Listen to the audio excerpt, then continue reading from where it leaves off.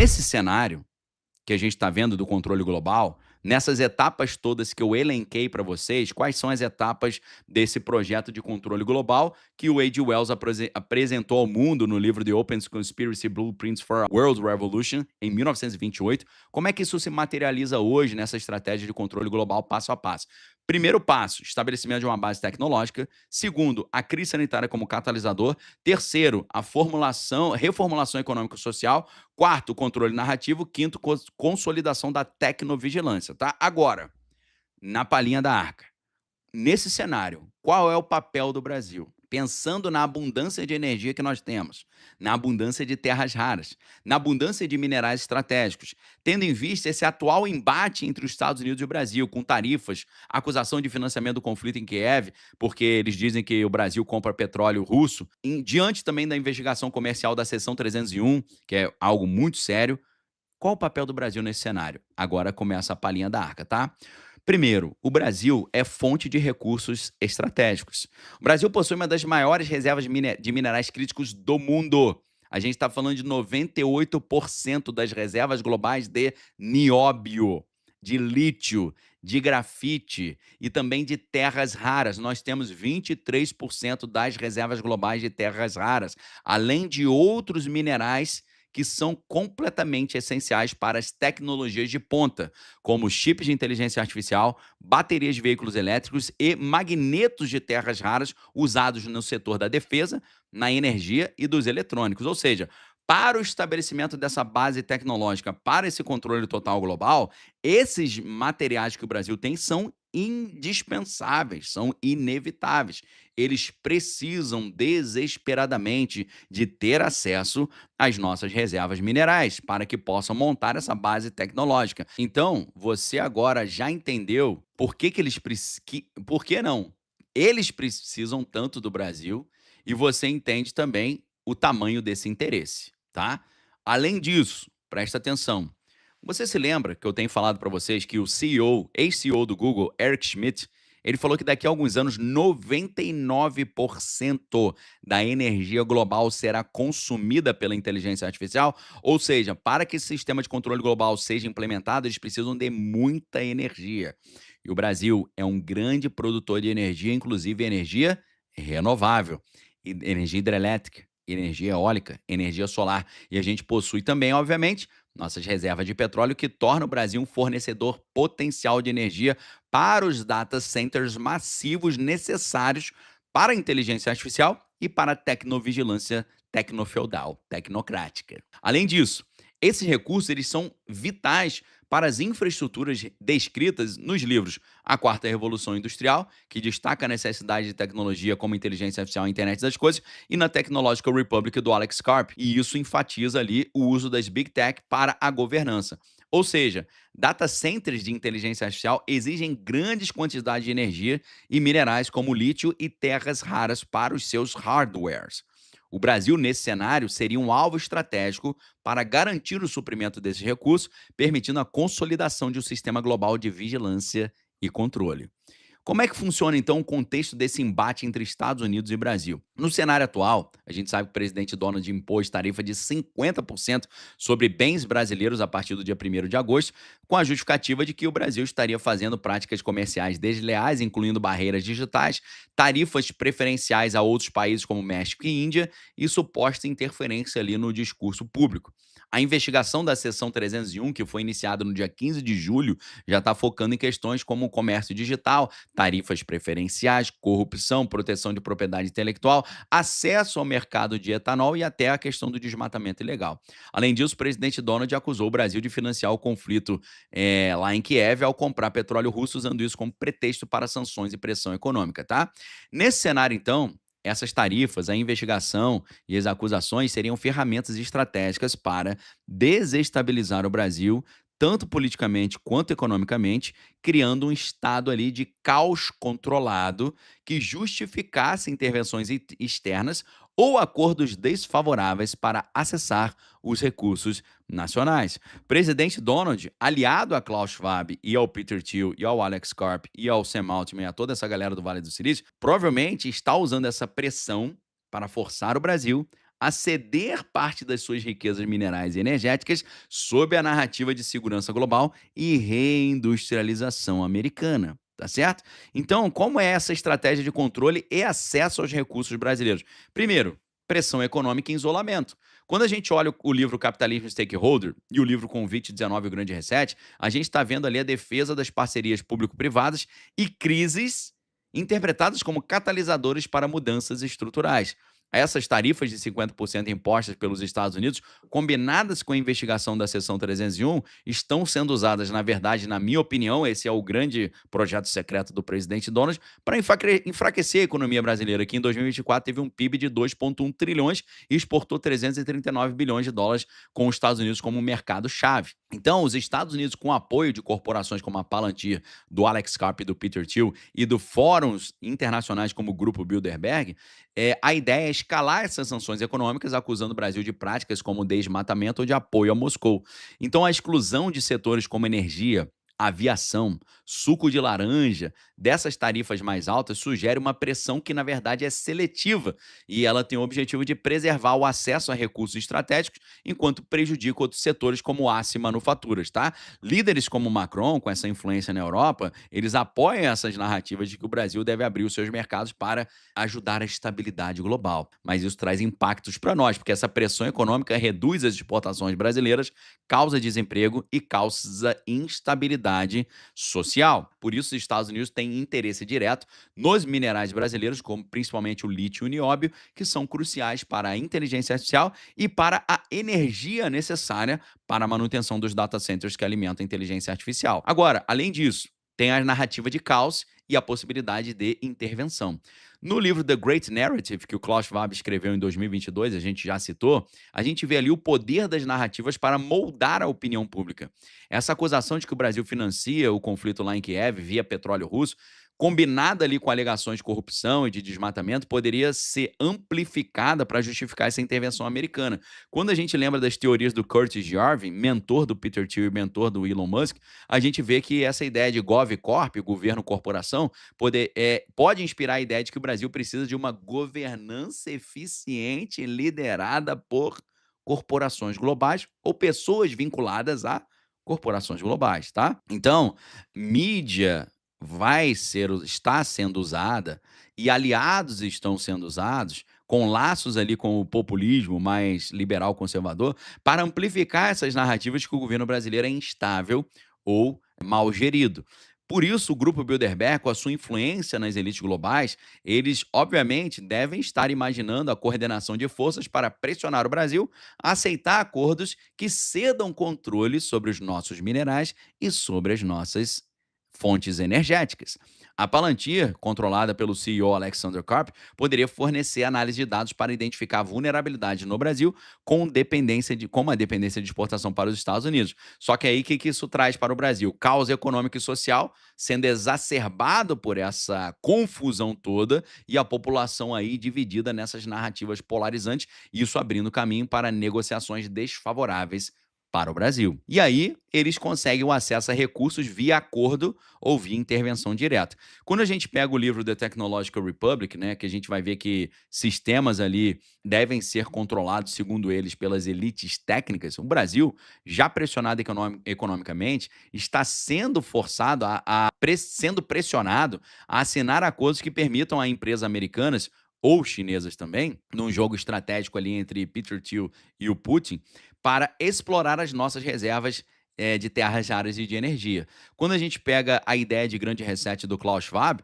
isso poderia justificar esses acordos como necessários para a sustentabilidade global, né? Então, empresas como a Palantir já estão implementando ali tecnologias de vigilância para monitorar a extração dos recursos, enquanto os data centers alimentados por energia brasileira seriam construídos para sustentar a inteligência artificial global. O presidente Donald poderia oferecer alívio tarifário em troca de acesso aos nossos minerais, enquanto o Fórum Econômico Mundial promoveria parcerias público-privadas para gerenciar esses recursos. E o Putin, com interesse no petróleo, poderia negociar acordos paralelos, criando uma competição controlada que enfraqueceria ainda mais a nossa soberania. O problema é que isso traz impactos, como o Brasil se tornando fornecedor de matéria-prima para o sistema global de inteligência artificial e tecnovigilância, com as suas reservas de nióbio, de lítio e terras raras exploradas ali por corporações estrangeiras. A população pode enfrentar restrições econômicas e uma vigilância total com o sistema de crédito social, limitando o acesso a recursos com base na conformidade, tá?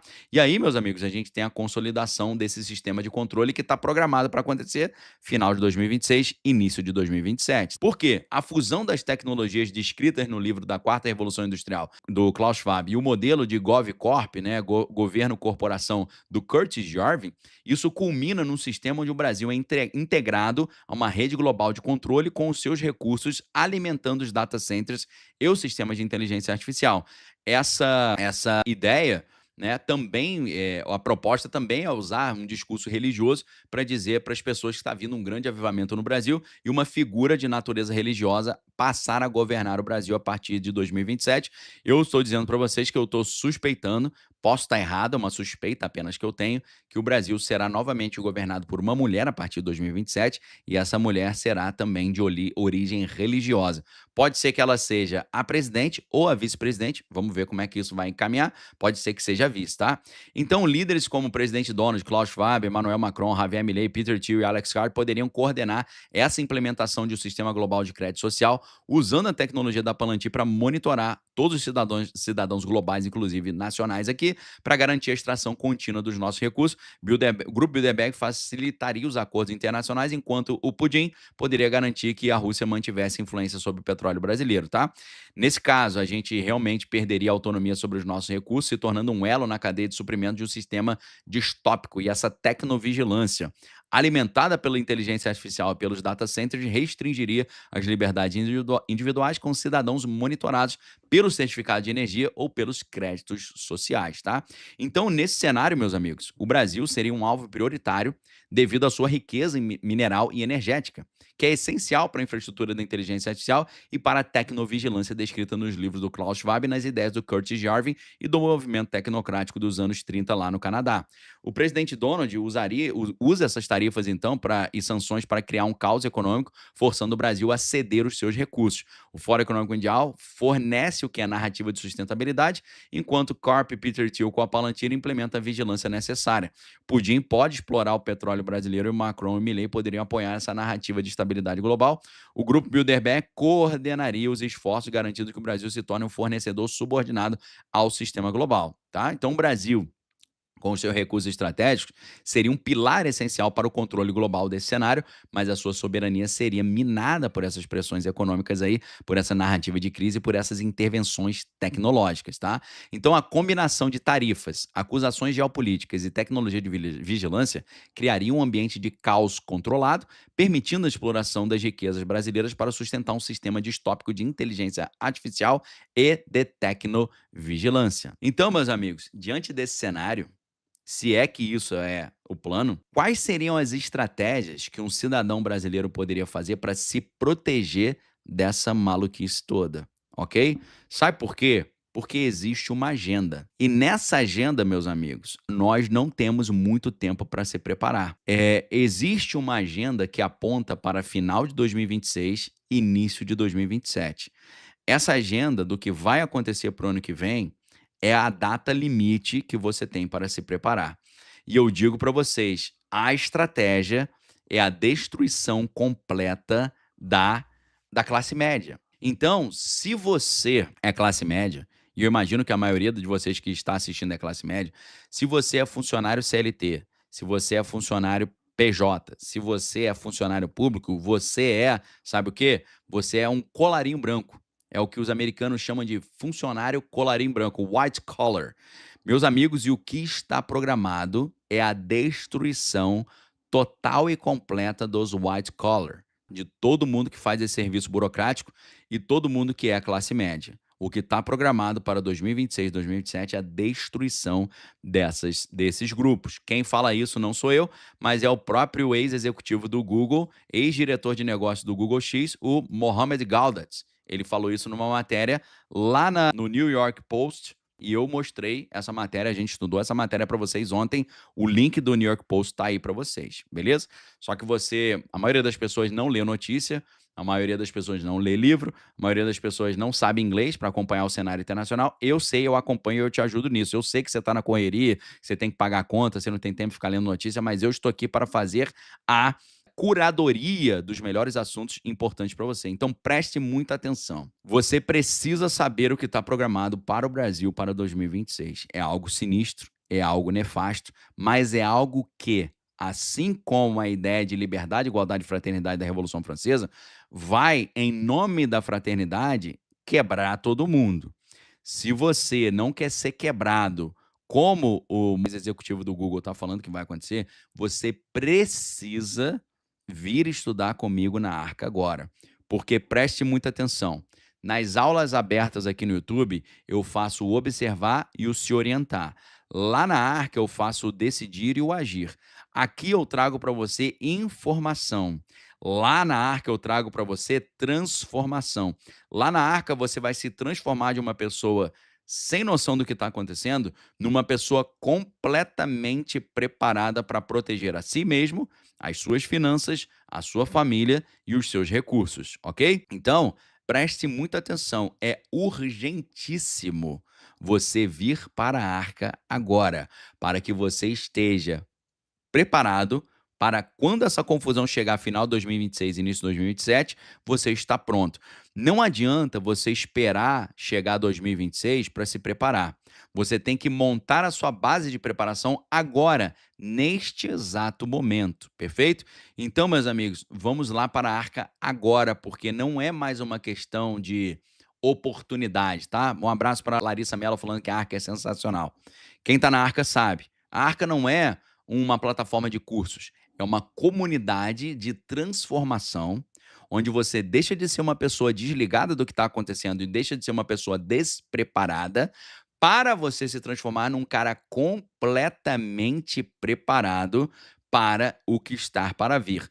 Preparado materialmente, preparado conceitualmente e preparado espiritualmente também, tá?